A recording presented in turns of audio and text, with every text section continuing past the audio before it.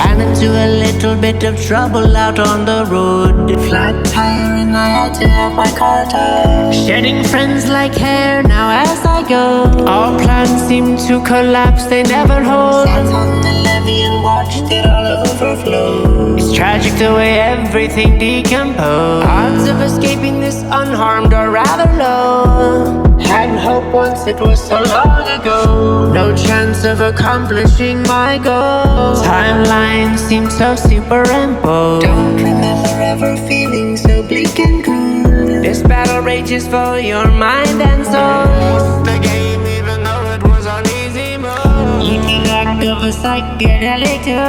Now the shadows are fancy and the trees glow. Strange popped up chest, I'm feeling brave and bold. Fear is contagious, it's uncontrolled. Can't remember the last good film I was shown. Hard to deal with everyone you know growing old. We people are like batteries, we corrode. Tried to stop the river, got lost in the flow. Forgot most of the lessons I was ever told. Can't believe they convinced us that we live on the globe. Can't believe how deep goes this rabbit hole. Every road that I chose, every road that I chose, it leads to rose, I suppose. Every road that I chose, every road I chose. Message is far too difficult to decode. How come every road, how come every road it led me to Rhode Island? Oh, how come every road I stroll, every road I go, every road led me to Rhode Island?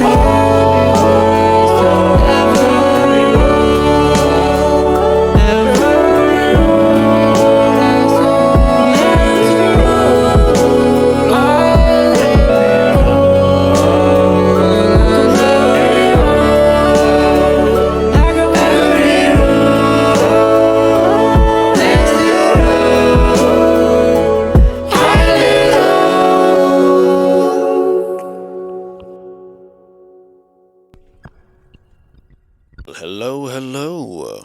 And the truth being told, the only reason for this video is that I had made sort of like a cumbia song about Rhode Island jokingly a few weeks back. And this was actually the first take, and it just came out sort of melancholy. I didn't know what to do with it. And so, for the sake of just using the song, I made the excuse of going through some old vintage pictures that I'd collected along the way. But while I've got your attention, this is Rhode Island.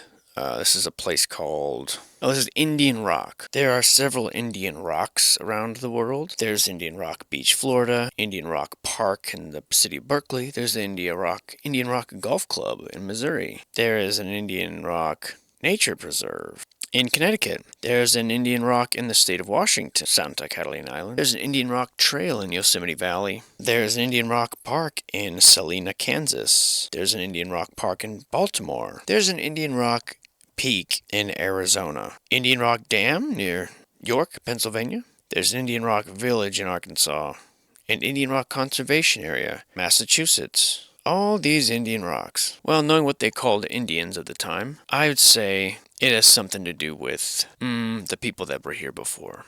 Indian Rock in Narragansett, Rhode Island, and this one I can't find much information about other than some vague references to the Narragansett. However, I did find dozens of paintings of it, dating back to 1863. It seems to hold no real importance. My main point in looking at this is actually this piece right here. Now, as someone who's watched waves slowly erode rock for years and years on the coastline on the west coast, I cannot help but draw a parallel to what I see here, what I see happening to many of the concrete steps that are constructed along private beaches west coast when the water slowly erodes them into a single solid mass. And I can't help but wonder if these straight cuts, if this is just not a collapsed wall. If the whole thing isn't just a collapsed wall with individual blocks that have separated and some that have stayed together and sort of fused together, giving the appearance that. Now, I don't know this, of course, but you see these right angles here, and here, And then here, looks kind of like a grout line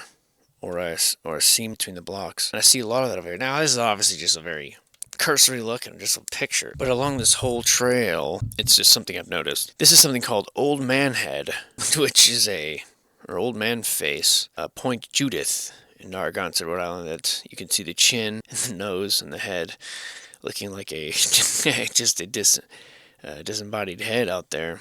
It's kind of interesting. These, which again, the uniformity of them, and the fact that so many of them look like they're just squares, bricks that have been rounded off, suggests to me, again, a stone wall of some sort that has collapsed over time and just been washed and worn smooth.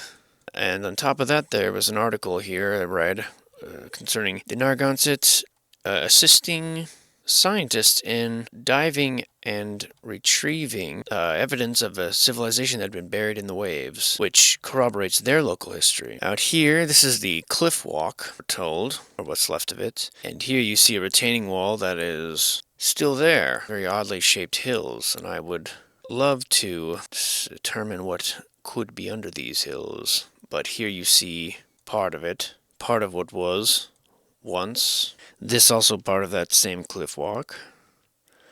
Very questionable old architecture here. These very old style bridges. And again, over here looking like perhaps you have a collapsed wall. These properties certainly aren't doing the official version any favors.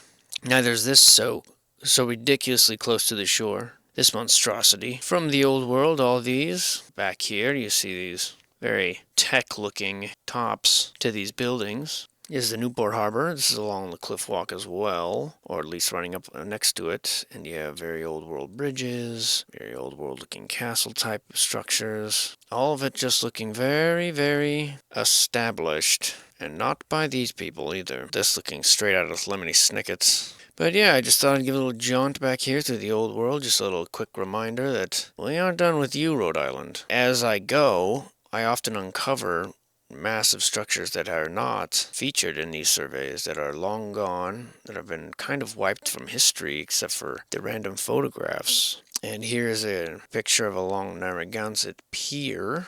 I can't tell if this is just a chunk that's been taken out, but regardless, it's a lot of stone under there. It's a big, thick stone wall. And if this is the rubble from that, it's easy to see why some of the other sites would have the same type of rubble in their collapsed version of the wall.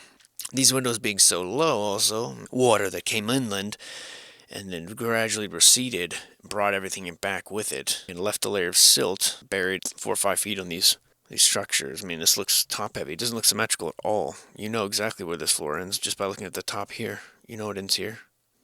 That's why they build these stairs up. That's the way it looks like to me anyways. Things like this inland don't necessarily help the old stone mill, we're told. And everyone looking like they just have never been to a beach before, kind of. I mean, no one has a towel or anything, just laying there. Fucking weirdos. The investigation continues. I just kind of need an excuse to use that song for something, so I'll see you soon.